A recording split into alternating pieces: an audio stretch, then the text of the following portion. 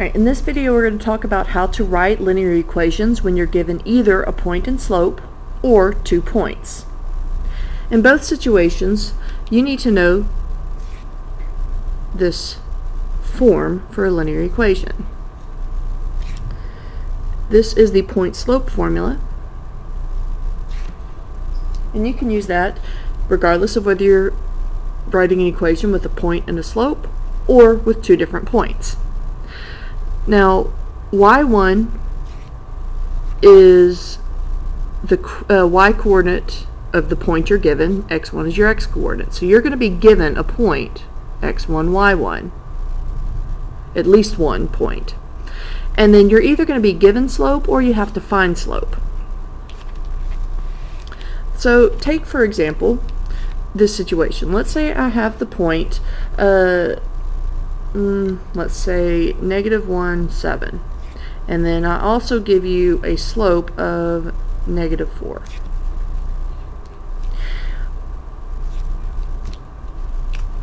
In this point, -1 and 7 are my x1 and y1. So I plug them into the equation. Y minus y1 equals m, which is -4, times x minus x1. And remember, subtracting a negative is really just adding. The first thing I'm going to do is distribute. This gives me y minus 7 equals -4x minus 4.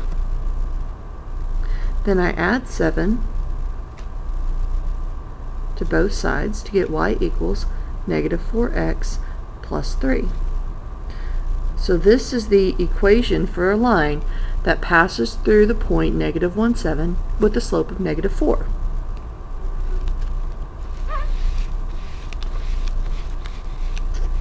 Alright, so let's say we have the point 2, -1, and the slope is 1/2. It's the same process. x1 and y1 are what we have here. So y minus -1, and again, subtracting a negative is adding, equals m, 1/2, times x minus x1. First step, distribute. So I have y plus 1 equals 1/2 x minus 1.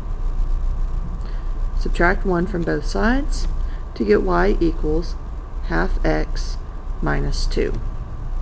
So this is the equation with this point and that slope. But what if you don't have a slope? What if they just give you 2 points? For instance, they might give you the point 10, -5 and 1, -8. Well, in that case, you have to find the slope. Remember that the slope equation is your difference in y's divided by your difference in x's. And when you go to find your slope, it doesn't matter which one is 2, which one is 1, just as long as you do it in the same order for your x's. So when I go to find my slope for this problem, I can do -5 minus -8, as long as I make sure the x's go 10 minus 1. So in this problem, I end up with 3/9, which reduces to 1/3. So my slope is 1/3. As far as the point goes, you just have to pick one of the 2. Doesn't matter which one. I tend to pick points with 1s or 0s in them because it's a little bit easier to work. So I'm going to pick this one. I'm going to make this x1 and y1. So y minus -8 equals 1/3 times x minus 1. And again, this is really just addition. First step is distribute. So y plus 8 equals 1/3 x minus 1/3. Then I have to subtract 8 from both sides. Now 8 is 24 thirds. -24 thirds minus 1/3 is -25 thirds. Alright, so -25 thirds. Alright, So there's the slope of my line that passes through both of those points. One more example, and then we'll move on.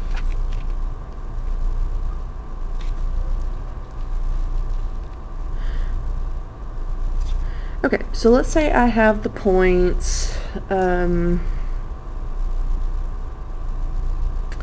let's take the points -8, -3, and -2, -3, or -2. Getting ahead of myself here. Right. So, for my slope, you have to subtract. Subtract your y's, subtract your x's, and I get 0 over -6, which is just 0. So my slope is 0. Which should be enough to get the equation, because I know my slope is 0, which means there's no x value in my equation, and I know my y values are -3, so I should be able to get the equation from that. But I'm going to show you how to work it out with this anyway. So y minus, now I got to pick a formula, or a point to use for the formula. I'm going to pick this one because I can.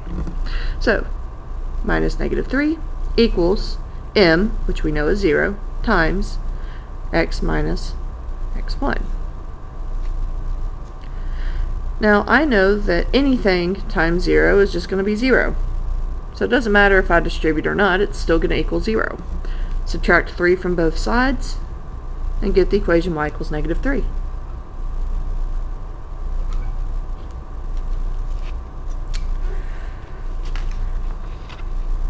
Now,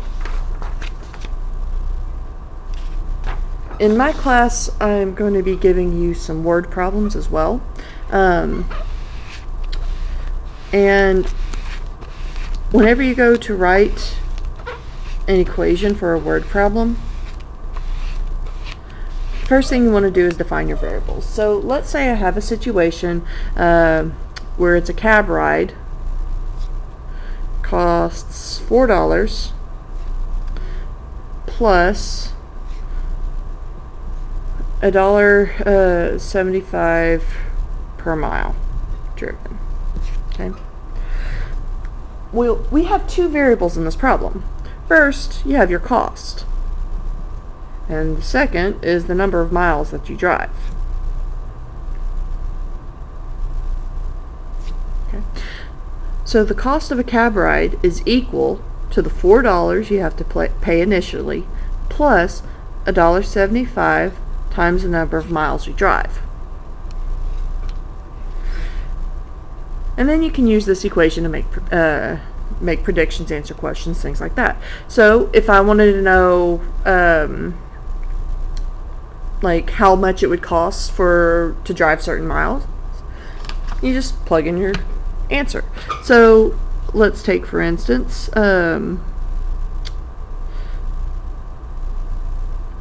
let's find the cost for 10 miles. What I would do is I plug in 10 for m. C equals 4 plus 1.75 times 10.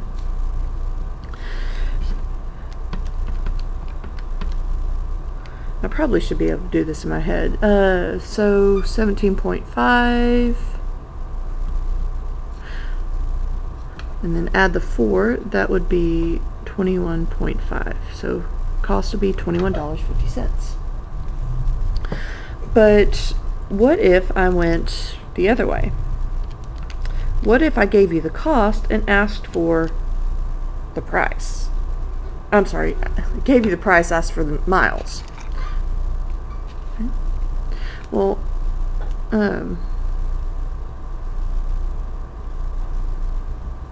so let me make up some numbers here real quick. Okay, let's say the cost of the ride is $12.75, and we want to know how many miles that was. Well, make sure you plug it in the right spot. This is the cost, this is your C value. So 12.75 equals 4 plus 1.75 m. So you subtract 4, which gives you 8.75 equals 1.75 m, and then you divide. So 8.75 divided by 1.75 should give you 5 miles. Okay.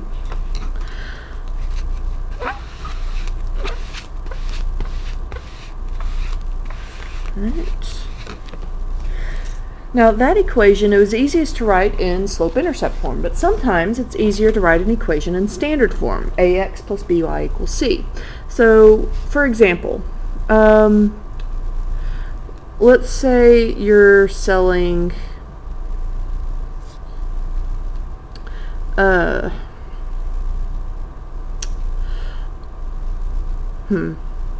let's say you're selling Skittles and M&Ms. You're selling Skittles for $1.50 and M&Ms for $1.25. Okay? And we want to write an equation for the cost. We'd have 3 variables. We'd have the number of bags of Skittles. We'd have the number of bags of M&Ms. And of course, we'd have the total cost. So let's say we wanted to write an equation for how much it would cost depending on how many bags of each you would buy. Well, the cost for the Skittles is how many bags multiplied by the cost, so 1.5 times S.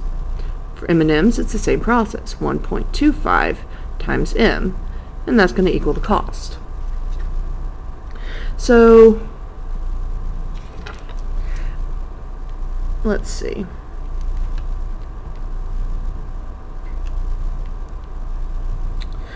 I'm making up some numbers here, so give me 1 second. I